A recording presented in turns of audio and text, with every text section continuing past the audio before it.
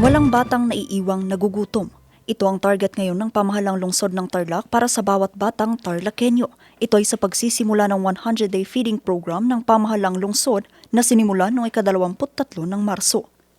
Dito humigit kumulang 1,000 mga bata mula sa 8 barangay ng lungsod ang makikinabang sa programa.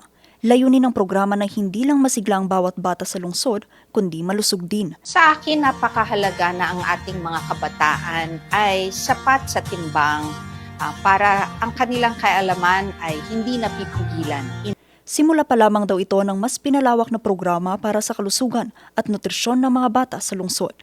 Ang layunin po nito para mabawasan po ang mga malnourished namin dito sa Barangay San Luis.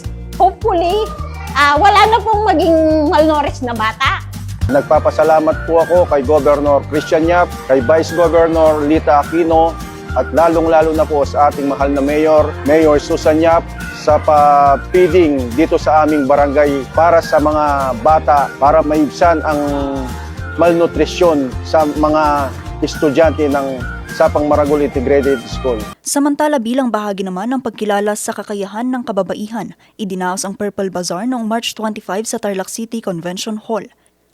Tampok dito ang iba't ibang negosyo at produkto na pinapatakbo ng kababaihan sa lungsod.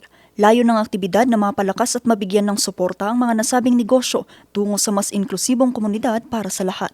Pinaigting naman ng City Health Office Environmental Health and Sanitation Unit ang kanilang sanitation drive.